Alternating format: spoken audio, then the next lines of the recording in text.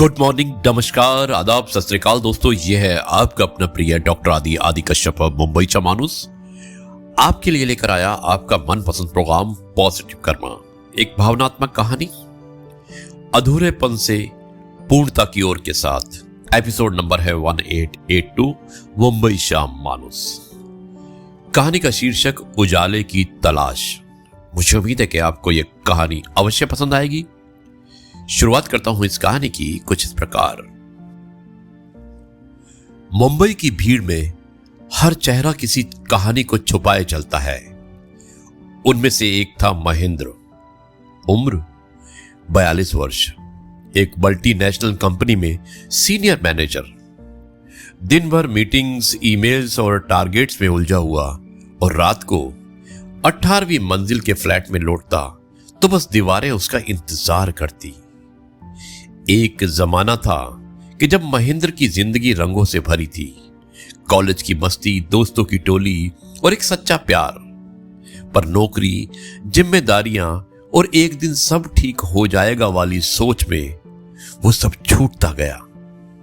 शादी नहीं हुई, कोई मजबूरी नहीं थी, बस वक्त ही नहीं मिला और फिर अकेले रहने की आदत बन गई।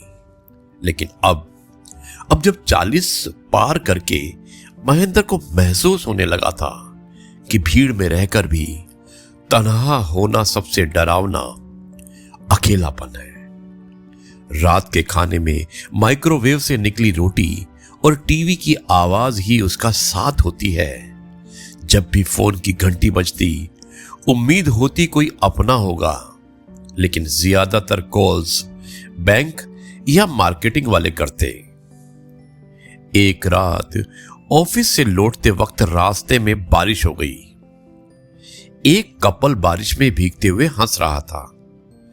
महेंद्र रुक गया, कुछ देर यूं ही उन्हें देखता रहा, फिर खुद से एक सवाल किया, क्या मैं अब भी हंस सकता हूं वैसे ही?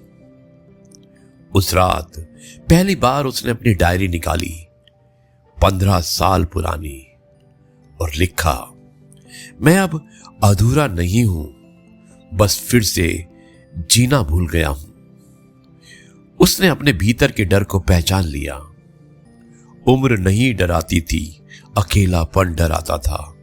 और अगले दिन महेंद्र ने एक छोटा सा कदम उठाया। ऑफिस में एक नए एम्प्लॉय को लंच पर साथ चलने का ऑफर दिया। एक शाम पड़ोसी बुआजी को सब्जी लाकर दी। और एक दिन खुद के लिए किचन में कुछ नया पकाया। और धीरे धीरे वो अपने भीतर की खोई हुई रोशनी से जुड़ने लगा। दोस्तों, 40 की उम्र कोई अंत नहीं है। ये वो समय है जब जीवन में हमें खुद से जुड़ने का दूसरा मौका देता है। साथी की तलाश करना कमजोरी नहीं, यह आत्मा की सबसे सच्ची जरूरत है।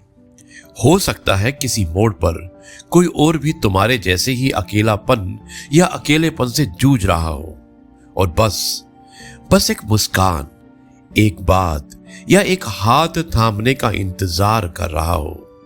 तो दोस्तों, आज पॉजिटिव कर्मा से यही संदेश है कि अपने भीतर झांको और बाहर की दुनिया से फिर जुड़ो, क्योंकि जीवन सिर्फ गुजारने के लिए नहीं, महसूस करने के लिए होता है। आपका अपना डॉक्टर आदि कश्यप मुंबईचा माणूस समाप्त करता हूं इस कार्यक्रम को। मुझे उम्मीद है कि यह कार्यक्रम आपको पसंद आया होगा और आपसे कहता हूं, जय गुरु जी, शुक्राना गुरु जी।